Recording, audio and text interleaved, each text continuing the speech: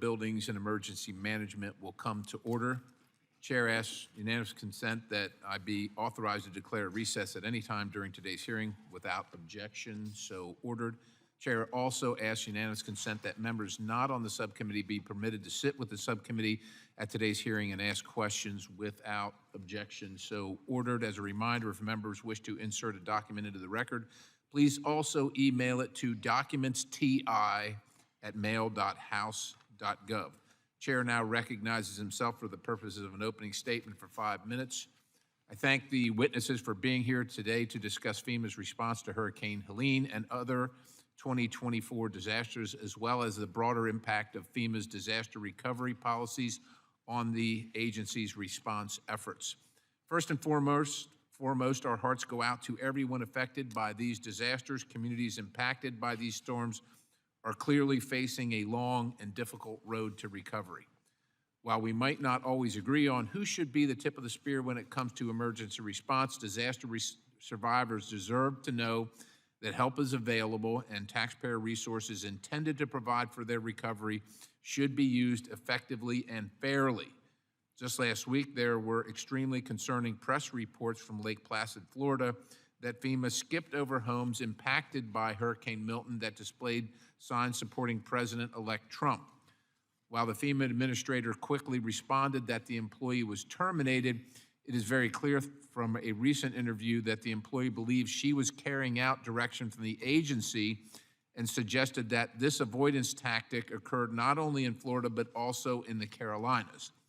Last month, while FEMA was quick to issue a rumor control page arguing that criticisms of the response would discourage people from applying for aid, FEMA workers themselves were apparently avoiding the very disaster victims we're talking about. Let me be clear. The thousands of men and women who deploy to help communities across this nation serve an important role for the American people.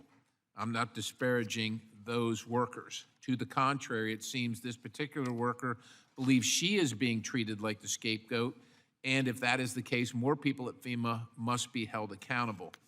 In response to these claims, the committee sent a letter to the administrator last week requesting information and documents pertaining to the allegations of this FEMA employee. The chair asks unanimous consent that this letter be included in the record without objection, so ordered. I hope we will get responses to the questions posed in that letter and that the administrator is prepared to discuss the issue today. More broadly, as we assess FEMA's response to recent disasters, I believe there are other critical areas we also need to address. First, aid needs to reach impacted communities quickly without unnecessary bureaucratic obstacles. Early on, there were reports from North Carolina, in particular, residents concerned about FEMA's slow reaction pace to the storm and feeling as though they were left to fend for themselves. In fact, there are still areas FEMA has not reached to assess damage. I can't wrap my head around the fact that the federal agency charged with leading our response to disasters cannot seem to maneuver to homes in the mountains of western North Carolina. I mean, as an editorial, my goodness, one of the members of Congress was somehow able to navigate to these areas. I was in contact with him asking for the information because I couldn't get it anywhere else, and he was giving me firsthand accounts at the time. Well, then we learned how long of a process it's been for FEMA to deliver temporary housing trailers to communities in western North Carolina living without power and heat. Clearly, something is wrong with FEMA's process. I hope that my congressional colleague on our first panel will provide us, or colleagues, will provide us with candid insights into FEMA's response to Hurricane Helene. The successes you've seen, and the areas where there is cause for concern. In past disasters, we've seen delays in relief reaching the ground, sometimes due to the scope of the disaster's impact and the resulting infrastructure damage, but also because of red tape and complex requirements. It seems at every turn there's some regulation, policy, or this is the way we've always done it approach that defies common sense. For example, as Secretary Mayorkas mentioned recently that the disaster relief fund was being depleted, right after we appropriated $20 billion, the DHS Inspector General noted billions of unspent funds tied to delayed disaster closeouts of up to 16 years. Congress and this committee continues to pass bills to streamline FEMA assistance, but it seems the more we try to cut red tape, FEMA adds more or just simply doesn't change course. I'm eager to hear from FEMA today on how they have worked with the federal, state, and local partners to speed up this process.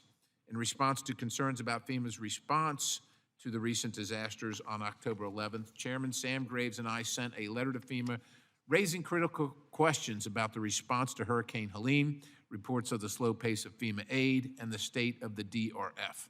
The chair now asks unanimous consent that this letter be included in the record. Without objection, so ordered. The response from FEMA Administrator described how the continuing resolution passed by Congress brought the balance of the DRF to $21.9 billion, and FEMA immediately obligated $8.8 billion in previously delayed projects. This reduced available funds for future disasters to $13.1 billion. The chair asks unanimous consent that FEMA's response letter also be included in the record, and without objection, so ordered. I am deeply troubled by how fast the DRF was depleted. Equally troubling is FEMA's forays into providing sheltering assistance to illegal aliens at the southern border, which has cost taxpayers more than $1 billion since 2019. Although these funds have not come from the DRF, they are certainly taking dollars and staffing resources away from helping American. Correction, FEMA's focus should remain on helping communities respond to and recover from natural disasters rather than on diverting taxpayer resources towards political initiatives like exacerbating the crisis at the southern border, climate change, or picking and choosing which homes to canvass based on political signs. With that, I look forward to hearing from our witnesses on these topics. Chair now recognizes the ranking member, Titus, for 5 minutes for an opening statement. Well, thank you, Mr. Chairman, and thank our witnesses for joining us, the administrator and our colleagues, Representatives Edwards and Castor, whose districts and communities have been greatly impacted by this year's deadly and devastating hurricane season. As I've said many times before in this committee and beyond, climate change and its related severe weather events have changed the disaster landscape, and they have strained capacity for all levels of government to respond. What's more, the data shows that these disasters are becoming more expensive, they're lasting longer, and they're having a greater impact on our communities than ever before. While we still await exact figures, preliminary estimates show that the combined price tag for just Hurricanes Milton and Helene will eclipse $170 billion. So far this year, FEMA has provided assistance for 89 presidentially declared emergencies and major disasters, including those covering hurricanes, wildfires, landslides, and tornadoes. One of the main sources for providing support to disaster-stricken communities, as you mentioned, Mr. Chairman, is FEMA's Disaster Relief Fund, the DRF, which funds repair and restoration of public infrastructure. It supports hazard mitigation initiatives, and it provides financial assistance to disaster survivors.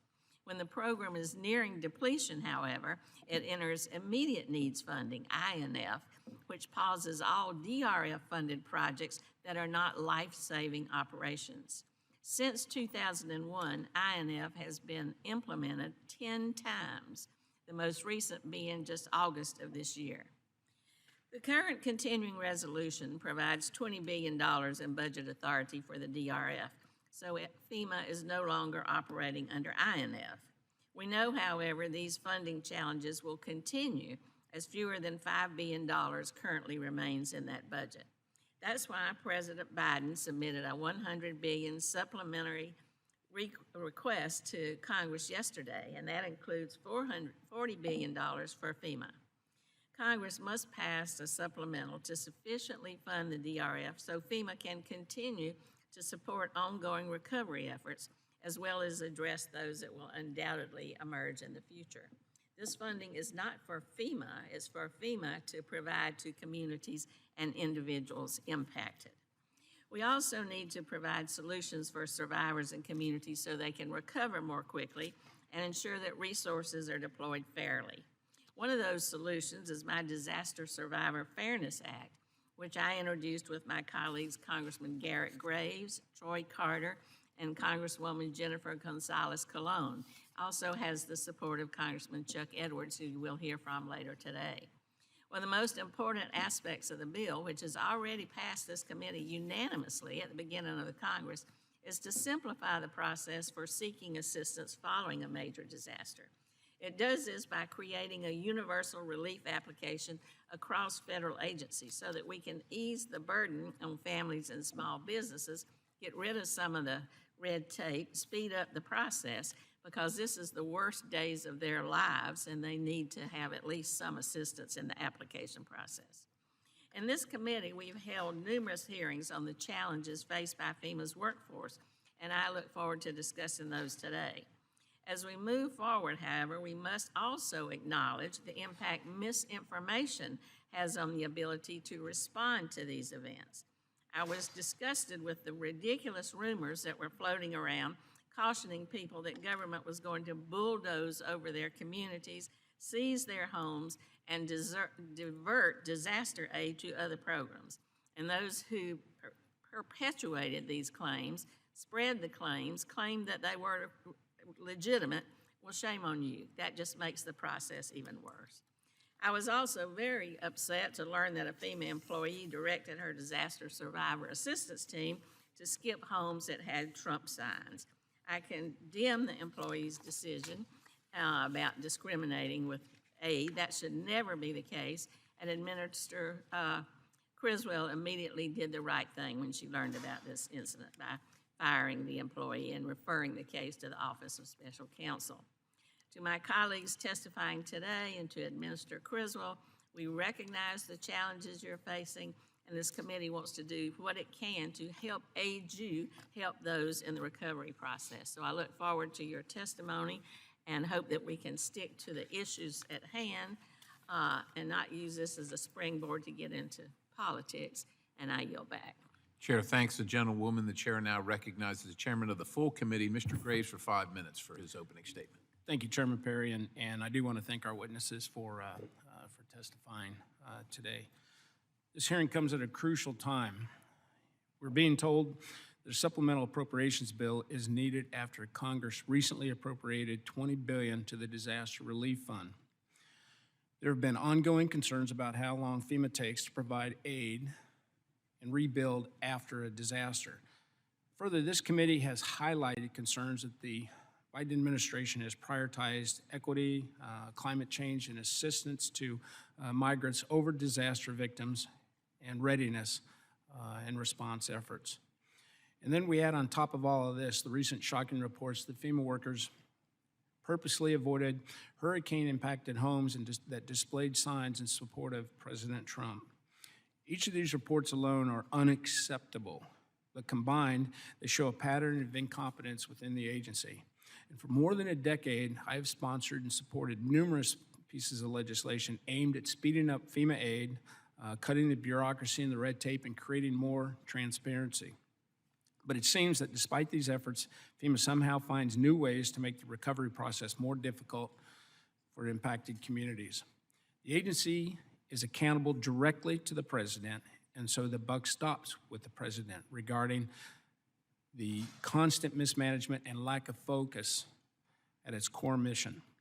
And I trust that under new leadership, we will finally be able to reform FEMA in a way that works to support all Americans and refocus the agency on what it is supposed to do, and that's help people prepare for and recover from disasters without regard to an individual's political views.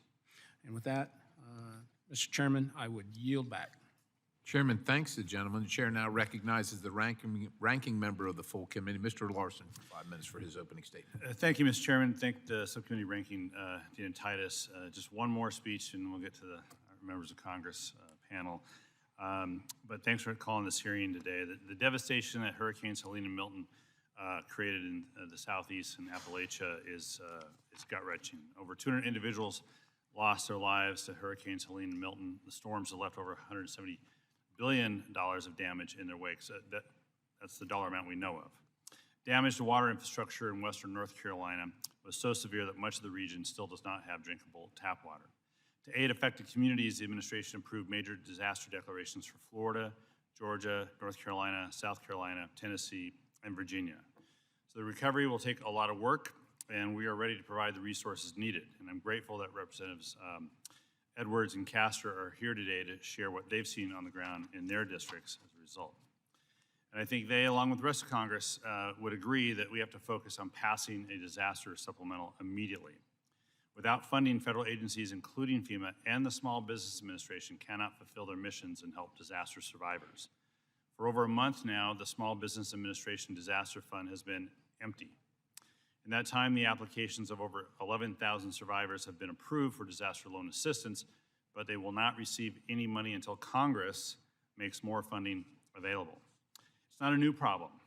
Congress has failed to approve critical long-term recovery funds for disasters in 2023 and 24 that occurred in 21 states, ranging from Alabama and Arkansas to Texas, Vermont, and Washington State. FEMA's Disaster Relief Fund is once again approaching concerningly low levels with less than $5 billion remaining. That sounds like a lot of money, but it is not a lot of money when you consider the cost of these disasters. Disaster survivors should not be left wondering if promised disaster aid is coming. After losing everything, families should be focused on rebuilding their lives, not worrying about congressional dysfunction. Again, this is not isolated to the challenges that the people in North Carolina and Florida are facing. They are challenges that even my constituents are facing from previous disasters. So I would just call on the Speaker to schedule a vote for Congress to consider President Biden's $100 billion disaster supplemental request as soon as possible.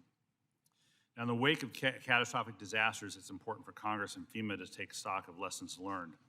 The misinformation that has circulated after recent disasters is creating barriers to recovery and putting disaster relief workers at risk. The presence of misinformation after disasters is not new. After Hurricane Katrina, false reports of widespread looting bred chaos and led to the tragic shooting of civilians, as an example. After the Maui wildfires, bogus claims that the federal government would steal survivors' land were widely circulated, harming those in need of assistance. And however, false rumors following Hurricane Helene, especially in North Carolina, were described by Administrator Criswell as the worst misinformation she's ever heard. These rumors increased distrust in the federal government, resulting in armed threats against FEMA workers in the field and caused some survivors to refuse federal assistance. The spread of misinformation on social media after disasters is increasing, and this committee needs to work with FEMA to find solutions that can contain this phenomenon in the future. Disappointed that the president-elect himself amplified the misinformation by falsely claiming FEMA spent all of their funding on housing undocumented migrants. We can have a difference of opinion on whether that funding should occur, but that information was false. He also said FEMA would provide only $750 to disaster survivors who lost everything, which again is false. To set the record straight, disaster survivors may be eligible for up to $42,500 of home repair assistance and $42,500 of other needs assistance from FEMA, and perhaps the debate we should have is whether that should be increased or not. And it is the responsibility of all members of Congress to correct that record, regardless who is providing the misinformation, and lead rather than amplify. Lead in providing good information like Representative Edwards did unapologetically and consistently in Western North Carolina. Now, reports following Helene and Milton also indicate it's still too difficult for survivors to access FEMA assistance. Again, not isolated to Helene and Milton, same problem in my district and many other districts around the country in previous disasters. First, the lack of a universal application for federal assistance means survivors may have to complete separate applications for several federal agencies to receive the assistance they're entitled to. That's why this committee supports Ranking Member Titus's and Representative Garrett Graves' bipartisan bill to create a universal application for federal disaster assistance. Second, I'm troubled by reports that 47% of calls made to FEMA during the week of October 14 through 20 were not answered, and that of the more than 260,000 survivors that registered for FEMA assistance, nearly 50% have been denied. Difficulty accessing this assistance is not unique to this disaster. The Government Accountability Office conducted nationwide interviews about disaster responses occurring between 2016 and 20 and found that FEMA regularly faces challenges managing its call center and field staff. FEMA often responds to high denial rates by saying survivors can appeal their award decision. That is not an adequate response, nor is that an adequate solution.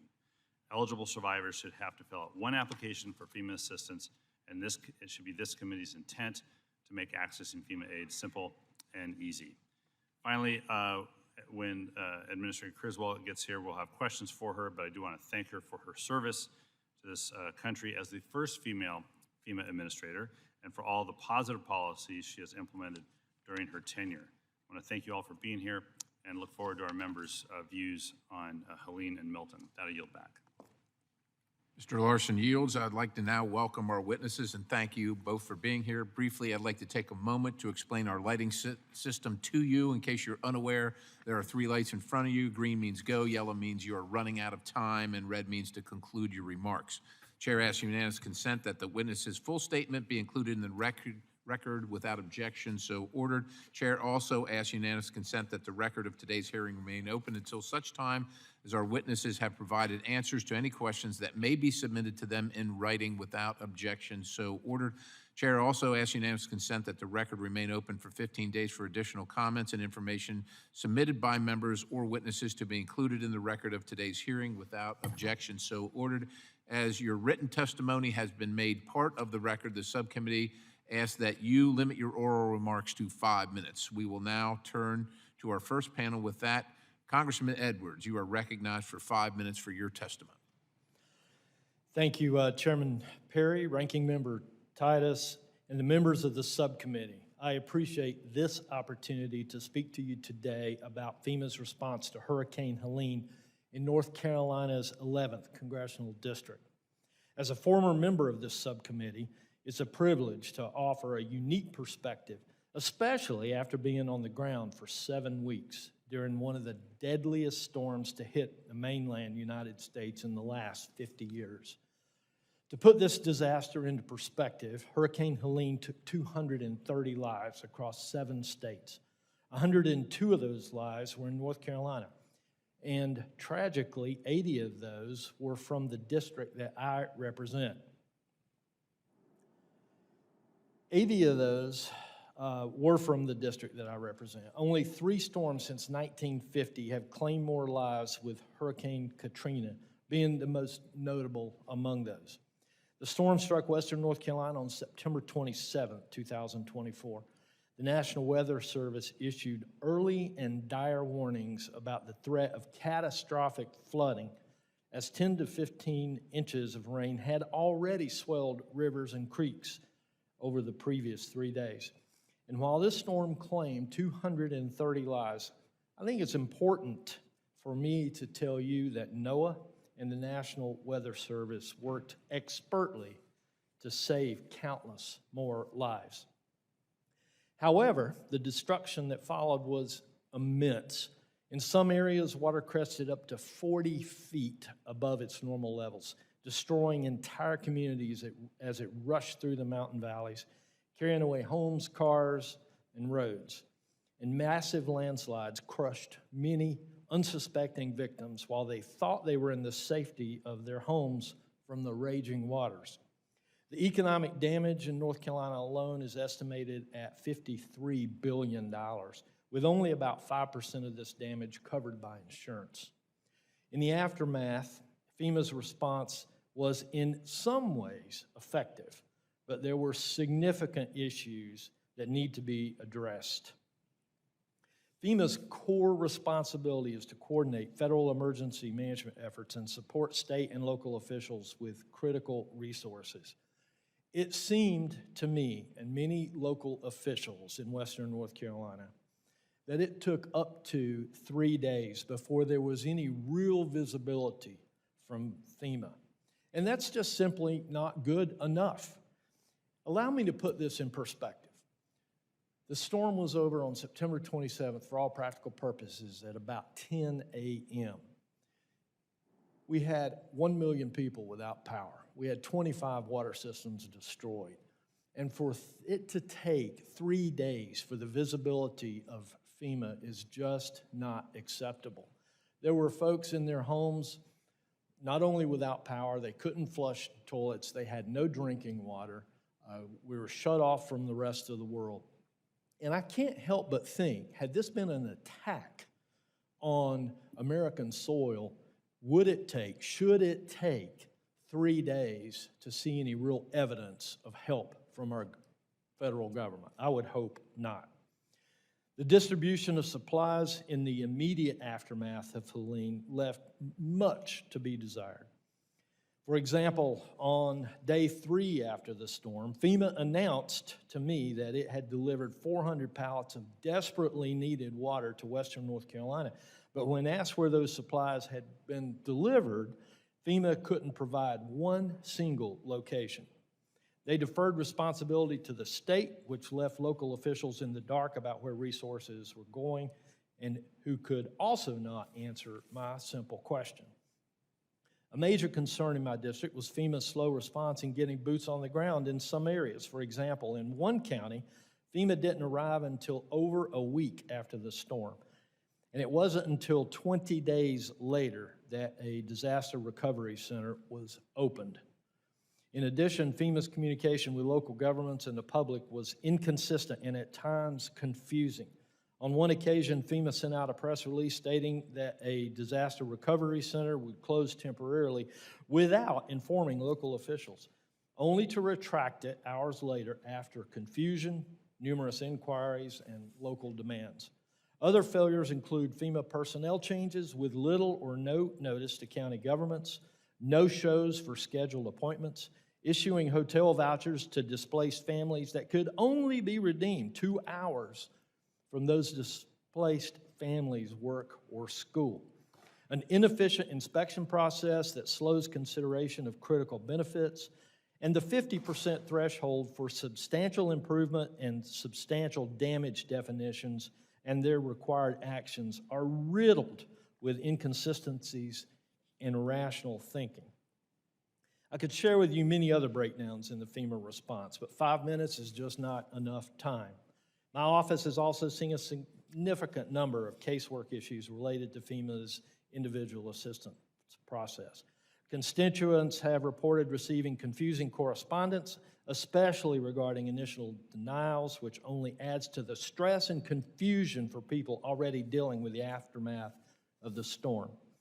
I don't share these issues to criticize FEMA or its employees on the ground. Many hard-working men and women are doing everything that they can in incredibly difficult circumstances. However, as Congress, it's our job to conduct rigorous oversight and ensure that FEMA is held accountable and improves upon their processes. We must address the flaws in FEMA's response to prevent further delays and confusion in the recovery process. And in conclusion, the people of Western North Carolina are tired. The grief that they're experiencing is compounded by bureaucratic missteps, delays, and poor communication. Thank you again for this opportunity, and I would welcome any questions that you may have. We thank the gentleman from North Carolina. The chair now recognizes Congresswoman Castor for 5 minutes for her testimony. Well, thank you, Chair Perry and Ranking Member Titus, Chair Graves, and Ranking Member Larson, and the entire committee for the opportunity to testify before the committee today. I really appreciate the opportunity to be here with Congressman Edwards. My heart goes out to your community, Congressman. Many Floridians have a special relationship with Western North Carolina. We always think that this is a place that we can go to escape many of the impacts of the extreme hot summer heat. So I don't think there's anywhere you can go right now to escape a lot of these extreme events. So we've got to do a better job providing for our neighbors, strengthening our infrastructure. But this hurricane season was particularly costly and deadly for my community and the state of Florida. Think of the West Coast, in the Big Bend, down through Rep. Billeracus to Luna to Buchanan, over probably Congressman Webster. When Milton came over, it even spawned hurricanes over on the East Coast in Rep. Mass District. So this had really started in August. Hurricane Debbie dumped an extraordinary amount of rainfall, 10 to 14 inches on the state. But the real damage came September 26 with Hurricane Helene. It roared up the Gulf, bringing a record 7 feet, 8 inches of storm surge along the coast. So it has flooded out thousands of homes. It swamped the Coast Guard Air Station. It swamped MacDill Air Force Base, that's the home to Special Operations Command and Central Command. It washed away the navigational, the channel markers for Port Tampa Bay, so fuel could not be delivered. Whole neighborhoods were ruined, and businesses ruined. But then, 2 weeks after that, on October 9th, with some of our neighbors still in shelters, Hurricane Milton slammed into the state with wind speeds up to 105 miles per hour and a new record rainfall total of up to 18 inches in some areas that they said was a 1 in 1,000 year flood event. So if you survived the storm surge of Helene, it's likely that you were flooded out weeks later by Milton, and many of the rivers took weeks to crest. There were widespread power outages for some people well over a week. This inhibited the ability of small businesses to bounce back. Many of them, these small business owners, you know, are just, they have a very limited range of what they can take. So when power was out, when fuel could not be distributed, when we have police officers guarding gas stations, folks are really asking, there must be a better way. So here are a few recommendations on the aftermath and what I saw leading up to the catastrophes and the aftermath. The misinformation regarding FEMA was a real distraction. It was unnecessary. A lot of time was spent on combating that false information rather than encouraging people to sign up. Communities need to understand where the damage has occurred, and people need those emergency funds right away. I'm grateful for the federal resources and personnel that were surged into the region, including Administrator Criswell being there a couple of times, pre-positioning of resources, search and rescue, the medical assistance teams, but also the guarantee that debris could be cleaned up. Local communities, you would not believe the heartache and the cost of people having their lives out on the street. We've never seen anything like the scale of this. And to be able to say that FEMA is going to be there, the Congress is going to be there to help you clean up your communities is absolutely vital. The massive damage is going to require extensive rebuilding of homes and infrastructure across the area. And Floridians are resilient, but the impact of these back-to-back monstrous storms is straining our local resources. My neighbors are already spending more on property insurance than any other place in the country. Electric bills are out of sight. They need Congress now to follow through with help in helping them rebuild their lives. What Ranking Member Larson highlighted as the Small Business Administration, there's so many homeowners and businesses that need to tap those low-interest loans. There's nowhere else to turn. You don't want them going on a credit card with those high interest rates to rebuild their lives. We've got to replenish the SBA fund right away. President Biden's proposal of a $98 billion disaster relief bill is good. It's robust, but the Congress now has to take the wheel and make sure that these dollars are getting to where they need to be. I understand the large-scale water and wastewater rebuilding that has to go on in North Carolina, but it's also all across the state of Florida. They were swamped. They polluted our bays, rivers, the Gulf of Mexico, and we're a tourism economy. We cannot rebound with polluted waterways. We've got to be able now to build back stronger, build back in a more resilient way, one that protects the taxpayer dollar so we don't go through this time and time again. Fifth, during widespread power outages, the traditional grid is destroyed. Like I highlighted, it took weeks in some places to get the power turned back on. We've got to be smarter about our electrical systems in this country and build in a more resilient way with microgrids, solar, battery systems that can safeguard our critical infrastructure. We had hospitals lose power with patients inside. We had community health centers massively damaged. We had shelters where people were trying to stay safe and the power went out for weeks. We've got to do a better job making sure that these places are safe and resilient from these extreme weather events. I'll highlight a few other things in written testimony and answers to the committee, but thank you for inviting me to this important hearing today.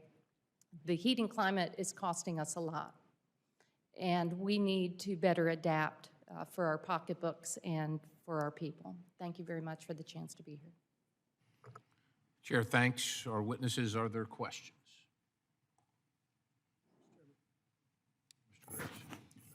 Don't have any questions. I just want to, first of all, tell you how much I appreciate your efforts on behalf of your constituents. I did have the opportunity to visit Western North Carolina with Congressman Chuck Edwards, and just so sorry for what happened to you and your constituents. I know that you're both working really hard to get them back on their feet. I want to thank you for your service, and again, just know that we're praying for y'all's folks, and really sorry that y'all are having to go through this. But thank you. Others? All right, seeing none, thank you for being here today, and thank you for your testimony and your comments. This concludes the first panel, and I'll give you a couple minutes to go ahead and exit, and we're going to introduce the second panel. Thank you.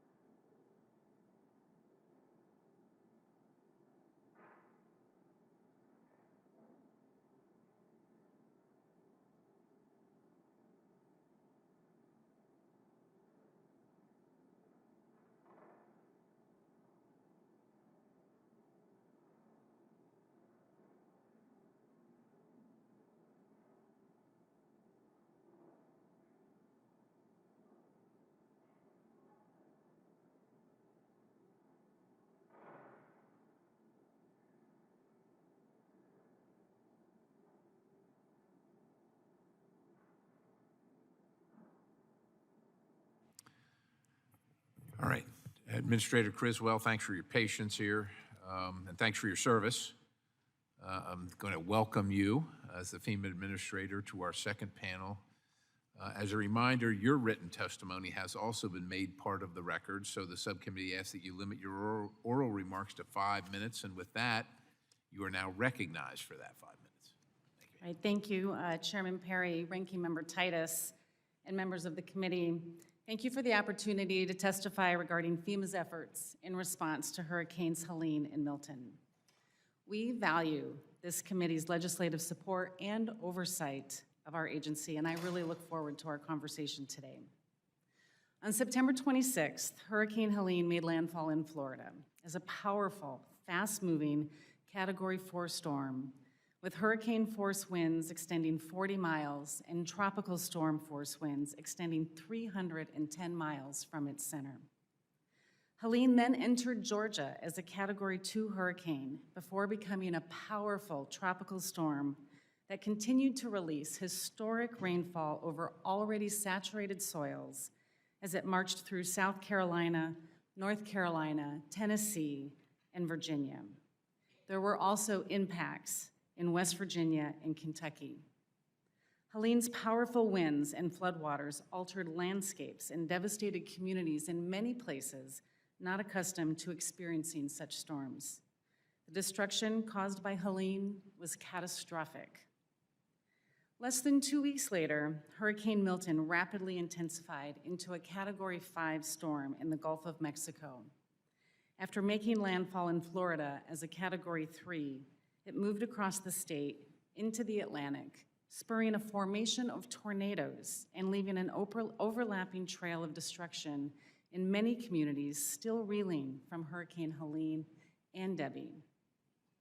Many of these same communities were still recovering from Ian, Adelia, and Debbie from previous years. Our hearts have been heavy with the stories of survivors we have encountered. People who lost their loved ones, their homes, and their businesses. These two catastrophic storms led to the loss of over 200 lives and caused extensive damages to homes and neighborhoods across the impacted states. There was also widespread disruption of critical services across the southeastern United States, including the obstruction of transportation routes, which isolated some homes and communities. FEMA's mission statement is a simple one, spelled out in 7 powerful words: helping people before, during, and after disasters. And in my written testimony, I have provided a detailed account of FEMA's preparation, pre-positioning of assets and personnel, and coordination with other federal agencies in support of our state, local, and tribal partners. I have described in detail how FEMA responded to these 2 storms across 8 states, mobilizing the full weight of the federal government to help impacted areas that were not accustomed to this kind of disaster, prioritizing search and rescue efforts, reopening roads to reconnect hard-to-reach areas, delivering essential food, water, and other supplies to residents, and restoring critical infrastructure. And I have described how FEMA is leading recovery efforts in the impacted states, doing everything we can to cut through red tape and expedite assistance to survivors. This has been a challenging time for our workforce of over 22,000 dedicated, hardworking people, many of whom were also impacted by one of these storms themselves and delayed their personal and family recovery to meet our mission and respond to the disaster. Our workforce persevered through all of the challenges I've just described, and they also persevered through a difficult security environment generated by misinformation about FEMA's work spread through social media. We help all survivors, all people, obtain all of the assistance that they are qualified for under the law, and misinformation was making that work much more difficult. I greatly appreciate the voices from members of Congress from across both sides of the aisle who has attested to the work that FEMA was doing on the ground. So I was very concerned when I learned that a FEMA employee had given direction to her disaster survivor assistance team that were completely at odds with FEMA's mission. A critical function of these teams is to go door to door, meet with survivors, meet them where they are, make them aware of available FEMA resources, and help them register for assistance. This employee wrote to about 11 staffers under her supervision that they should, quote, avoid homes advertising Trump, end quote. My senior leadership team provided me with this visual evidence that the employee had in fact issued this statement, these instructions, and they recommended that this employee be terminated. I concurred and directed the termination, and the employee was fired. I released a statement that day, and I will repeat what I said to all of my employees and the American people. This type of behavior and action will not be tolerated at FEMA, and we will hold people accountable if they violate our standards of conduct. I do not believe that this employee's actions are indicative of any widespread cultural problems at FEMA. FEMA, however, has taken appropriate action to ensure that this matter is fully investigated, and I am committed to ensuring that nothing like this ever happens again. In the meantime, we have sent a different team to the field to contact all of the homes that had been skipped over at this one employee's direction, and that work has been completed. Now, I know that this incident is on the minds of many members of this committee, and I will be happy to answer all of your questions about it. However, I hope that we will also have a chance to discuss the great work of our workforce and responses to both Hurricanes Helene and Milton, as well as the important challenges that lie ahead in the recovery effort across these states. Thank you again for the opportunity to testify today, and I look forward to your questions. Thank you, Administrator, for your testimony. We'll now turn to questions from members. The chair recognizes himself for 5 minutes. Administrator, last week we sent a letter signed by myself and all the committee's Republican members to you about the recent allegations that you just mentioned. FEMA workers skipped the homes of supporters of the president-elect. And following the allegations, you issued a statement that one FEMA employee departed from FEMA's values and was terminated. However, she alleges those were the instructions from FEMA when she was deployed. She asserts that FEMA supervisors and leadership were aware. And independently, we've received reports of similar practices in places like North Carolina. Tell me about the investigation. Tell me about the investigation, who's conducting it, and has there been an IG investigation initiated by yourself or anybody in FEMA? Chairman Perry, there is nothing in our policies, in our procedures, in our training that would direct any employee to bypass anybody's home based on their political party. I cannot speak to what her motivations were, but this came to my attention again on November 7th. I directed my team to get me information. They gave me factual information on November 9th, which is when I directed the termination of this employee. This first came to our Office of Professional Responsibility on October 28th through the team member from TSA who was working under this individual. She immediately raised it to the Office of the Special Counsel, who took the case as a potential violation of the Hatch Act. There were ongoing investigations with that, and the Office of Professional Responsibility is currently working with the IG to determine what the investigative matters will be going forward.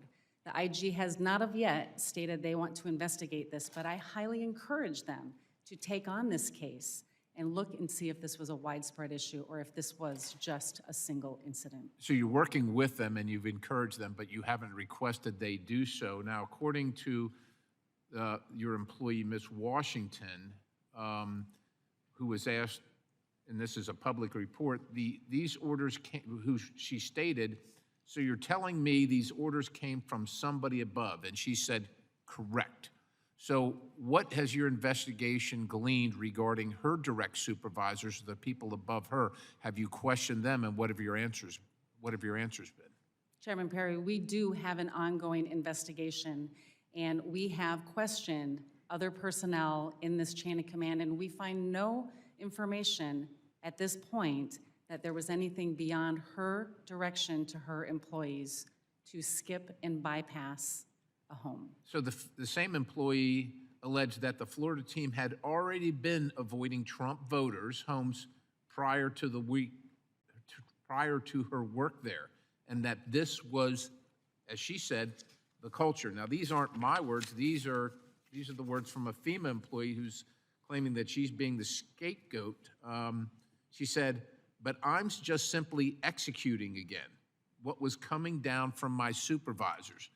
Do you know, how many supervisors does she have? How many people above her before she gets to you? She is a crew lead, which is the lowest level of supervision. So there's a lot of people above her, so to speak, in There the are chain of several command. people. I'd be happy to forward an organizational chart that would show where she sits within the organization. And your investigation has spoken to certainly the immediate and maybe 2 or 3 steps above that? We have an ongoing investigation, Chairman Perry, to determine if there was any additional acts that violated our core values of compassion, fairness, integrity, and respect. Okay, And so at I this get there's time, an we have ongoing found none. investigation, but this isn't a law enforcement thing where you can't say, well, we have an investigation, so we can't talk about it. You can talk about this. Does the investigation include her immediate supervisors and several steps above that? The investigation includes those that were deployed in this particular incident, and we have found no evidence that there is anything beyond this one employee's specific direction. You found no evidence at this point. Let me ask you this. Now, you can understand that from America's perspective, certainly the people that weren't visited when FEMA was in town, that it would be in FEMA's best interest to just investigate this internally, say this is a one-off employee, that this claim of hers that it's a culture is just her trying to kind of make sure that the responsibility, the accountability doesn't fall on her. Why shouldn't this be an independent investigation by at least somebody like the IG? The actions that this employee took are unacceptable. I know that, and you know that. We agree And I on would that. welcome an investigation by the IG. But you haven't requested. Will you request one? I will request one. Thank you. The chair now recognizes the gentlelady, the ranking member from Nevada, Ms. Titus. Thank you. I mentioned in my opening statement about how FEMA in the new reality has to deal with misinformation. And then you heard one of our witnesses, the Congress lady from Florida, mention how it had been a problem as they tried to recover from the hurricanes. I wonder if you could talk to us about what kind of policy or official strategy y'all might be developing to deal with misinformation and how it does indeed hurt your attempts to get relief out to people who've been hit by these disasters. Ranking Member Titus, we have experienced some level and type of misinformation probably throughout FEMA's history. We have a standard practice of standing up a rumor control page where we can put factual evidence out there.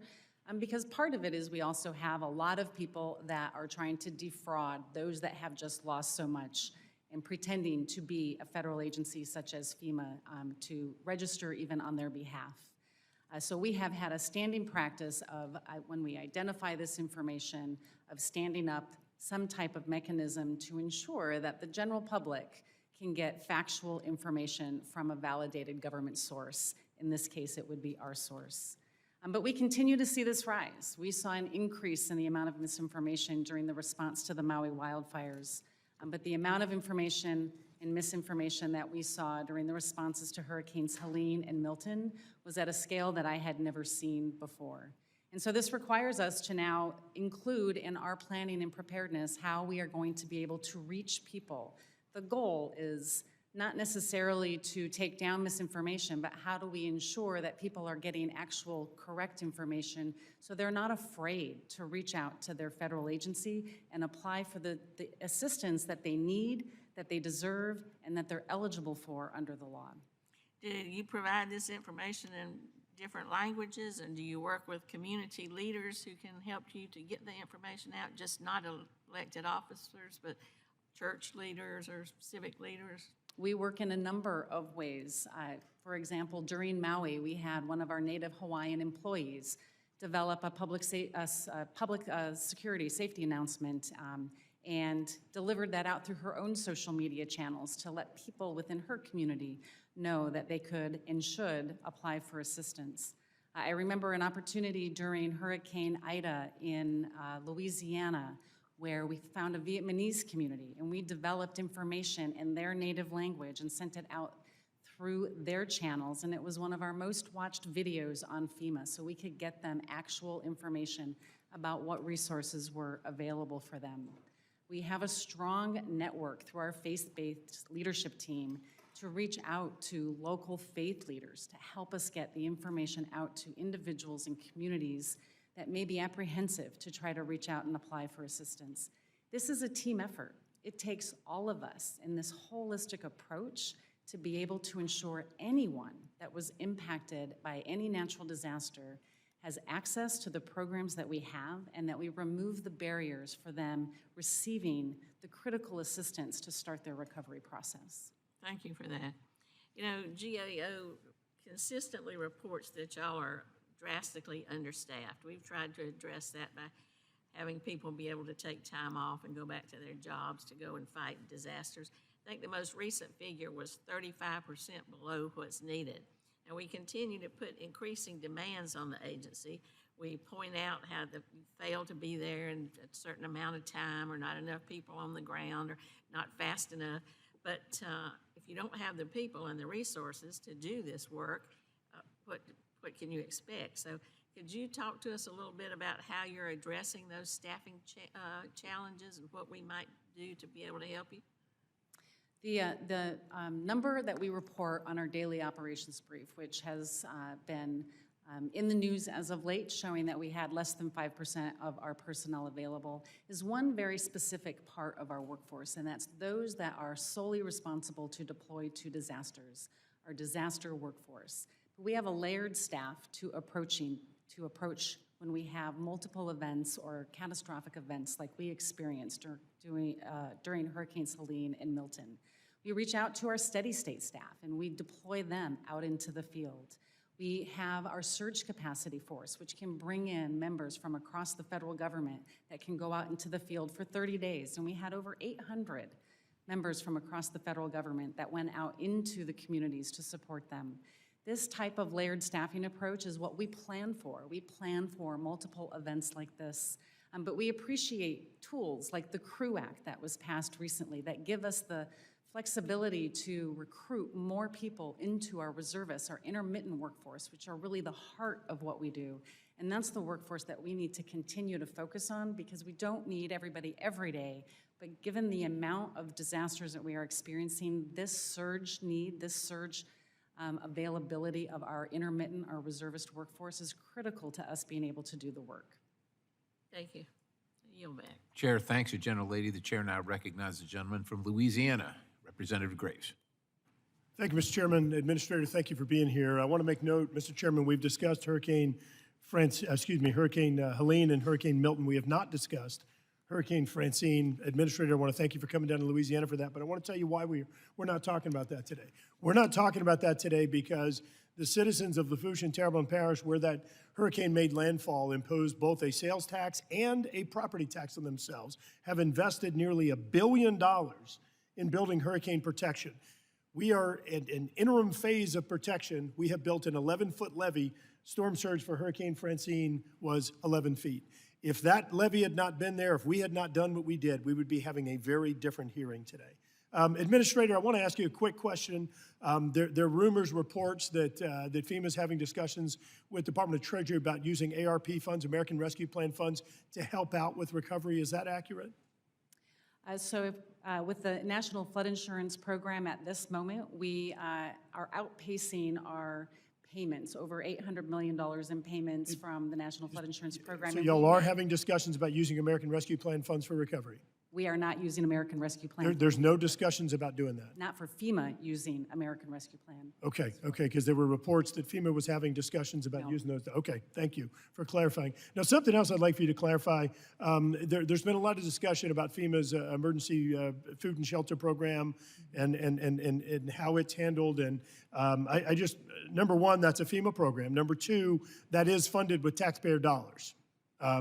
And so whenever folks say that, well, no, you got to understand it's a different program, these are all taxpayer dollars. And what you do is you triage or you prioritize what is needed, what's most important, and that's where we need to focus. I mean, do you agree with that? The Shelter and Services Program is a program that was directed by Congress for FEMA to administer. Yes. Right, and so these are all federal taxpayer dollars, and so if we need taxpayer dollars in a higher priority area, it would make sense to take funds from a lower priority area. What I'm really struggling with is, as I understand, is that in North Carolina, for example, where I visited, you could have a flood or disaster victim that can get a check for $750. Yet when I go through and I look at the programs and resources that are available to a citizen of a different country that came illegally into the United States, under the FEMA administered program using nonprofits, you could be eligible for housing, for food, for transportation, for healthcare costs, and others. I was able to come, looking at the very documents that these nonprofits were using, I was able to get to a figure in excess of $10,000 for an individual. Let me make note again, that is a citizen of a foreign country. How would I explain to a taxpayer that a taxpayer, a citizen of the United States, is eligible for $750, yet a citizen of a foreign country under your agency is still eligible for assistance of $10,000? How would I explain that to somebody? Congressman, the resources that are available to people impacted by disasters are a variety of resources, and that $750 payment is just to cover those immediate needs. They are eligible for $42,500 in fiscal year '24 for housing assistance and $42,500 for other needs assistance. Those are the programs that are available to people that were impacted by disasters. So it's very clear that today, and I just visited North Carolina just a few weeks ago, it's very clear to me that there are folks that are in need right now. The disparity that exists in that a citizen of a foreign country that broke the law and came here illegally is they can get a plane ticket paid for, they can get a hotel room paid for, I think 200 and something bucks a night, if I remember right, in some of the areas of maybe around Midland, Texas, somewhere around there. Again, healthcare, food, clothing. We have citizens of our own country that I engaged in North Carolina weeks and weeks after the disaster that have some of those same needs. This is ridiculous. It really is. And I understand that all of these decisions aren't yours, but Administrator, you understand the ridiculousness of this situation, that we're not helping our own citizens, yet we're out there using our own taxpayer dollars when we have a debt right now of $35 trillion as a nation, and we're helping out citizens of other countries when we're not even meeting the fundamental needs of our own citizens. This really is an unacceptable situation, and I think if I were in your situation, yes, I understand you're asking for $100 billion, but I think that we should be looking and asking for reprogramming opportunities, because we've got to prioritize the limited resources that our nation has and focus upon our own citizens. I yield back. Gentleman yields. The chair now recognizes the ranking member of the full committee, Mr. Larson. Thank you, Mr. Chair. Just to maybe sum up, I heard you say in the case of North Carolina, and probably in the case of Washington State, if something similar happened, someone would be eligible for up to $85,000 of aid. Is that what I heard you say? 42.5 plus 42.5? Yes, sir. 42,500 for fiscal year '24. That went up in fiscal year '25, but that also does not include the amount that we pay to support people in hotels, the amount that we put in to support people in manufactured housing units, or rent reimbursements. Those do not come out of their 42,500. And on the emergency shelter support program, did FEMA create that program? That program was directed by Congress. Congress created that program Congress created that program. and told you to do it. And asked me to do it, directed me to do it. Yeah, we don't ask you to do Yeah, things. you don't. We told you to do it. So it's really up to Congress to decide. Congress directed FEMA to administer the legacy program of ESFP humanitarian assistance, and then the All right, establishment. I got delivery it. of SSP. I think we should just issue a mirror to every member of Congress who complains to you about the emergency shelter program, so they can look at who's responsible for doing anything about it, which you're responsible for administering it, but you're not responsible for creating it. Correct. On the disaster relief, so it's $100 billion as a request, not $100 million. 100 billion, Yeah, would it 40 be- billion of which is FEMA's request. 40 billion, which is FEMA's request. And tell me why FEMA needs that supplemental funding, especially for a disaster relief fund, before the end of the year. We were given the ability to spend against the fiscal year '25 budget with the continuing resolution, Right. which was just over $20 billion. Right. We went into that with a negative because we had paused close to $9 billion in payments through our immediate needs funding for fiscal year '24. Right. So the first bills that we paid were those recovery projects in communities across the United States. In Hurricane Helene and Milton, those costs are expensive, and the cost to respond to these two disasters is outpacing all other disasters in the previous 10 years except for Hurricane Maria. And so that is. And I don't want to diminish the importance of Helene and Helene and Milton, but in that $9 billion, some of that money went to places that weren't in the Southeast or Appalachia because of outstanding disaster recovery requests. Is that right? It was projects, over 3,000 recovery projects across the United States we were not able to reimburse while we were in immediate needs funding. And so that was the $20 billion, and now you're spending the $11 billion plus that which you need otherwise because of Helene and Milton and because of the other outstanding requests that Congress hasn't funded since October 23 in the last supplemental disaster request. Is that right? We have been very transparent with Congress about what the health of the DRF is and anticipated a shortage going into fiscal year '24 as well as fiscal year '25. We have put forth 2 supplemental requests in fiscal year '24, neither which were allowed.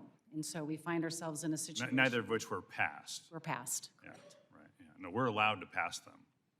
We chose as a Congress not to, which is, again, we should, for some of this, we need to be looking at ourselves, but for some of these things, we need to be looking at you. For instance, on individual assistance, a universal application as a for instance, we want to get Representative Titus and Representative Graves' bill passed, so there's a universal application instead of having to fill out several applications just to get, it's like trying to fund a road. We got to go for 5, 6 different grants to get a road funded in transportation rather than just get the one pot of money to do this. And for someone who's in a situation where they're trying to find a place to live because of a disaster, we need to cut down on the time and on the paperwork that they have to do to get access to this. So can you talk a little bit about the need for a universal application?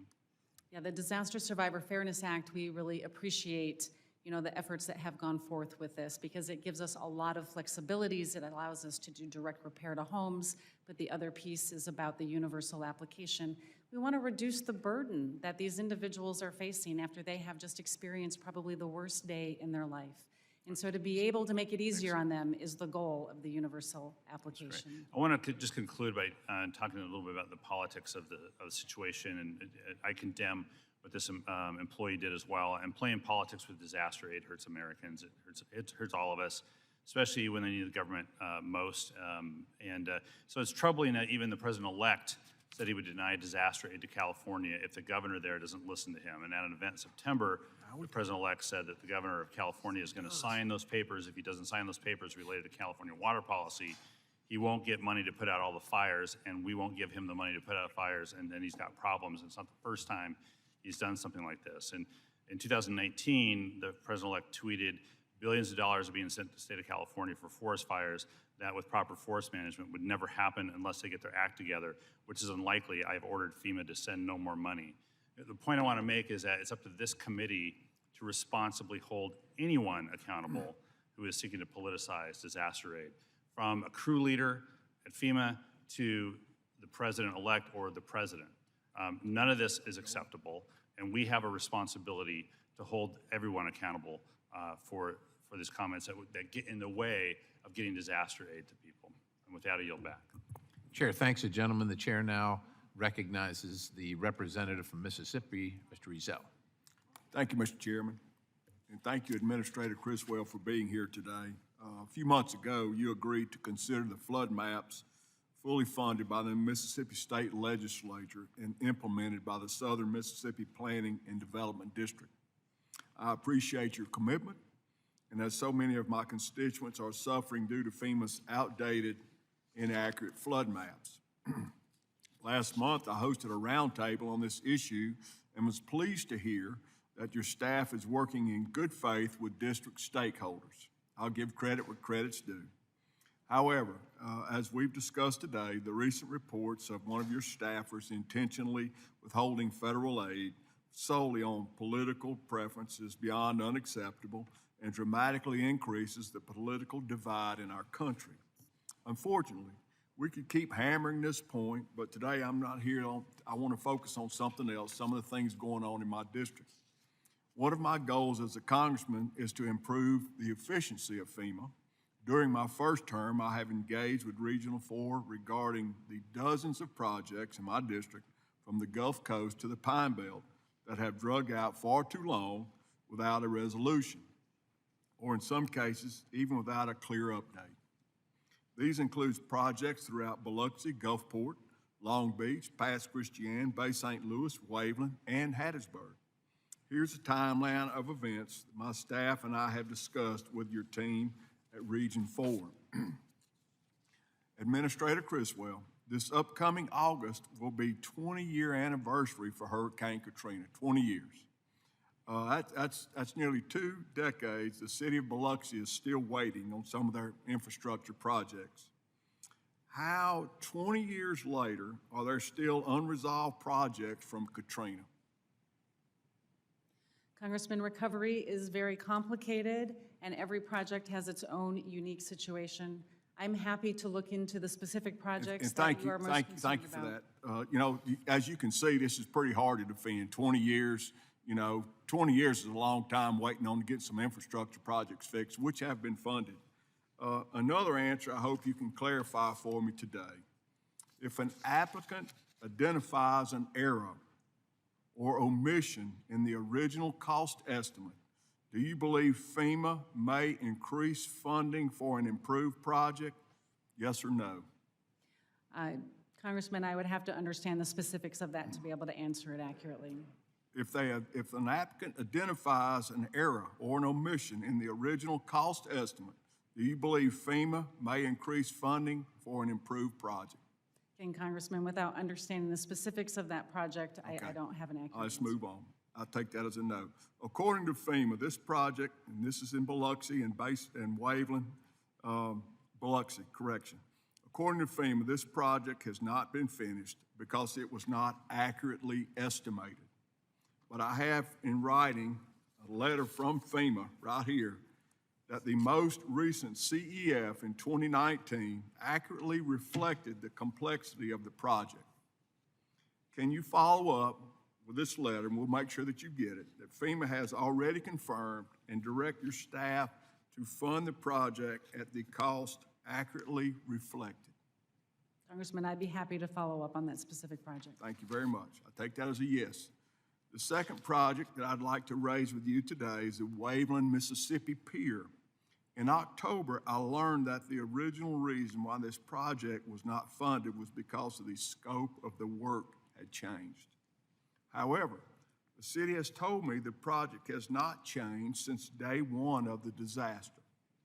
Now I'm hearing the original project reflected what the city says, but your agency claims it should not have. So now we're kind of back to step one. You know, this stuff just gets so confusing, our people just don't know which way to go sometimes. So what's it gonna be? Was the mitigation work never included to begin with, or did FEMA include this work by mistake? Again, confusing. We get one answer from you sometimes, and we try to go along with it, and things just keep changing until it gets so confusing, until nobody really knows what to do. So we got to get this figured out. As we can see how this creates so much uncertainty and confusing the people who are trying to navigate through the process, because Waveland's got issues going on right now. My staff and I have worked tirelessly to try to work some of these things out with FEMA. But still, if you look at 20 years projects from Katrina that have been funded, that have not been completed, and you know, I don't want to keep beating the drum about what one employee said or what may be the policy, but you know, I truly hope that the lack of funding these projects isn't due to Mississippi being a red state. And with that, Mr. Chairman, with that being said, I need a commitment from you today that you will look into all these projects, that they will be handled, and that my constituents will get the help that they need back home. Congressman, you have my commitment that we will look into all of those projects, and you have my absolute determination that we do not discriminate against any state. We provide support for everyone impacted by disasters. And we appreciate that, but you know, when you're looking at 20 years from Katrina, we should not be having this discussion. So thank you very much. With that, Mr. Chairman, I yield back. Chair thanks the gentleman. The chair now recognizes the gentlelady from Washington, D.C., Representative Norton. Thank you, Mr. Chairman. Climate change has fueled an alarming rise in the number and severity of natural disasters, with once-in-a-century storms becoming a matter of course. It is critical to continue to invest in our emergency management workforce to respond to these increasing emergencies and help rebuild affected communities. Yet the Government Accounting Office found that in recent years, FEMA has been significantly understaffed. Administrator Criswell, what actions should Congress take to train, expand, and retain FEMA's emergency management workforce? Congresswoman Norton, our workforce is the heart and soul of what we do. These are often people that I have talked to that have been disaster survivors themselves and have chosen to come work for FEMA because they wanted to be able to give back like they received assistance when they were impacted. We appreciate the passage of the CREW Act that was instrumental in allowing us the flexibilities to have a more diverse and expansive workforce through our intermittent workers of our reservists, giving them the ability to keep a full-time job, yet deploy when needed to come support people that have been impacted by disasters.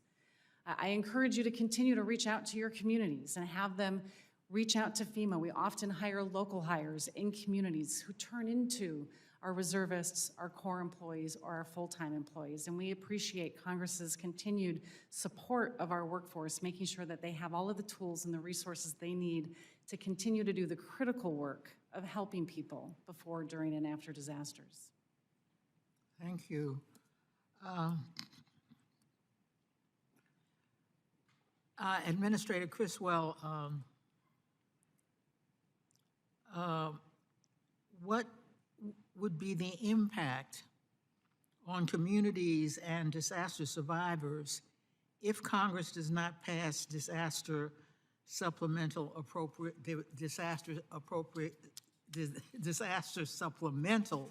appropriation bill? Our current balance within the Disaster Relief Fund is just under $5 billion.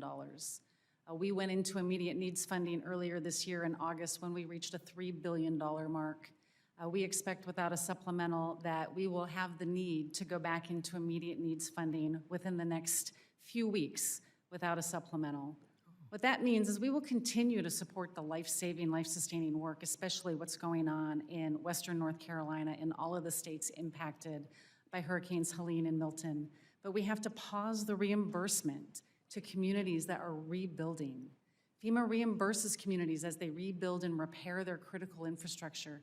Many of these small rural communities often can't move on to the next project until they get reimbursed from the one that they are waiting for. And so this has a significant impact on a community's ability to have an effective recovery when they don't have the cash flow because they're waiting for the federal government to reimburse them for what they are eligible for under the disaster declaration.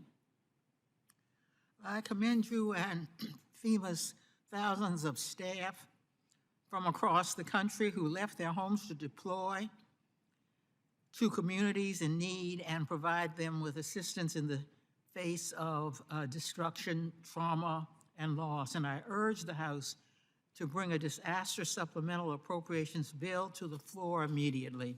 And I yield back, Mr. Chairman. Chair, thanks to gentlelady. The chair now recognizes the representative from Utah, Representative Malloy. Thank you, Mr. Chairman. Administrator Criswell, I've been sitting here listening to some of my colleagues talk about how FEMA is battling underfunding and understaffing and misinformation, and I just want it noted that I think the willingness of the public to believe information is a symptom of distrust of federal agencies, and being here and answering questions and addressing these problems is probably the best thing we can do to battle misinformation. If FEMA employees are making political decisions that they shouldn't make and being fired for it, and we're talking about it here, I think that'll help.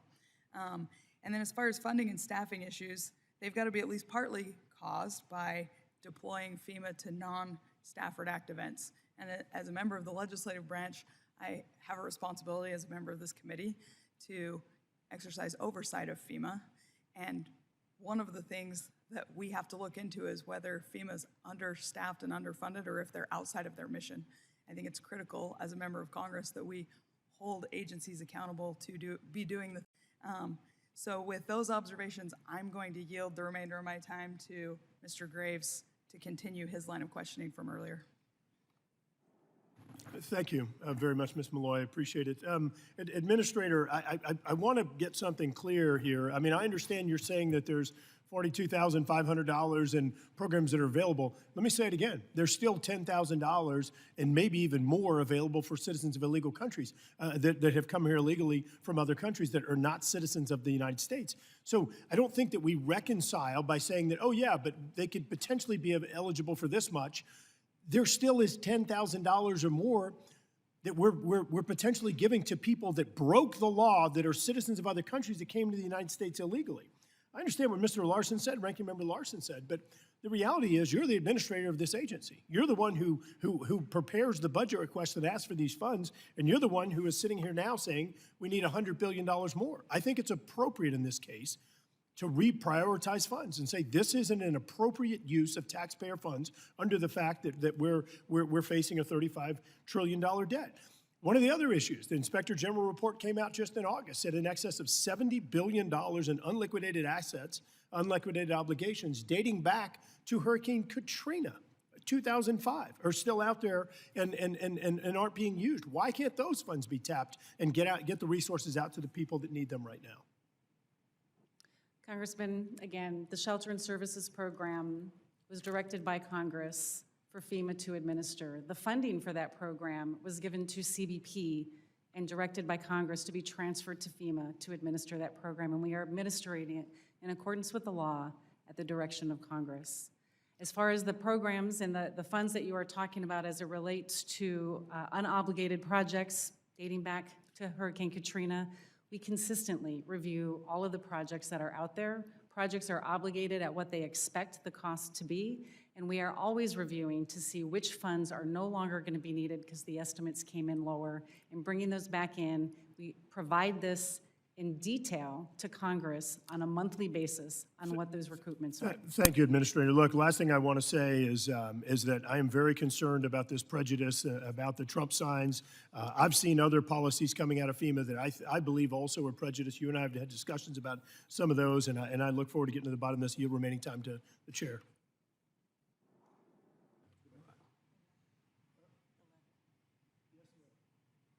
Who'd you yield to? Okay. I'll take the remainder All right, of my thank time you. and yield it to the chairman. Administrator, just to follow up on my friend from Louisiana here. Look, you're an American citizen, Shelter and Services Program, we get it, we agree. Look, not something I would vote for, but it happened, and you have the job of administrating. But you're an American citizen, you see illegal foreign nationals receiving money in the tune of billions of dollars in this administration alone, while your own citizens in your own country for, dealing with an agency for which you work and are being criticized right now because they're not getting the money. Have you requested a reprogramming of this money? I understand it's been thrown in your lap. I get it.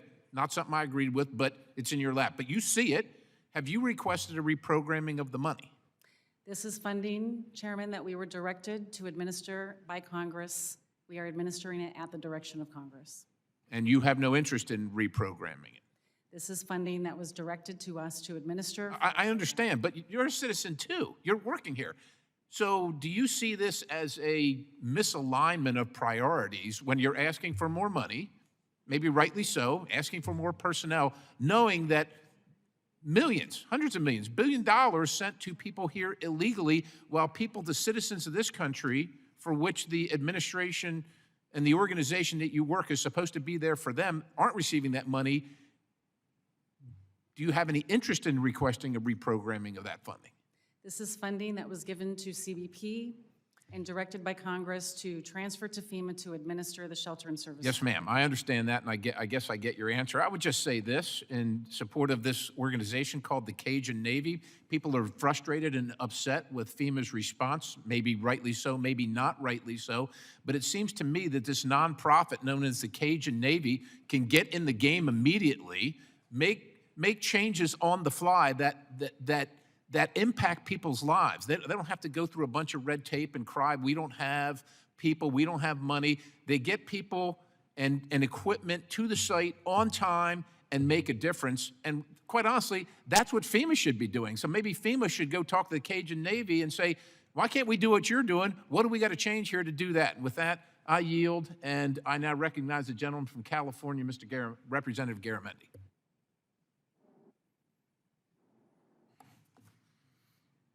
No, Mr. Chairman, I'm not going to take the bait. I think she identified the problem, however. It's us. If you have a problem with what the CBP is doing and transferring their responsibility to FEMA, well, why don't you write the bill? Now, let me move on to what I really want to get to here. Yes, there is a shortfall of funding. I think it's been discussed multiple times here. In that funding program, or the shortfall, there is a question about unpaid obligations. We've heard about 20 years ago with Katrina, but there are some that are much more recent. Specifically, the COVID response in 21, 22, there was a federal program authorized in the American Rescue Plan that hospitals and other agencies were directed to provide services, and FEMA programs would reimburse them. You've made good effort on reimbursing them as far as the money would go. Still about 40% of the money, specifically to hospitals in California and other states, have yet to be paid. In the supplemental that you're requesting, do you intend to use some of that supplemental money to pay for those obligations that were incurred by public agencies, hospitals specifically, so that they would be reimbursed? You're at 60%, there's another 40% to go. Congressman, part of our supplemental request does include the anticipated cost to reimburse jurisdictions, hospitals, and other eligible entities for the costs that they incurred through COVID-19. For the hospitals specifically, we are undergoing an extensive review with a third party to make sure that we're not duplicating funding that they already received. We feel that this is an important step to ensure that we're using the taxpayer dollars to support the actual needs and not duplicating payments that they may have received from other sources or from insurance, et cetera. And so both of those will work in unison as we continue to review the submissions from hospitals. We validate that the costs have not been paid by another source. This supplemental request will include then reimbursing those jurisdictions, those hospitals, those entities for those costs. I really like your yes, but answer. Normally, we don't like the but part, but I'm pleased to hear that the FEMA is auditing and also very carefully looking into these payments. I'm confident that you won't find a problem in California. I say that with certainty. However, nonetheless, it's important that you do the audits and that you make sure that, and it applies to other programs also, some of those that may date back 20 years or more. So thank you for doing that. I will note that the California Hospital Association believes that there's $1.3 billion that would be appropriately owed to California. However, check to be sure.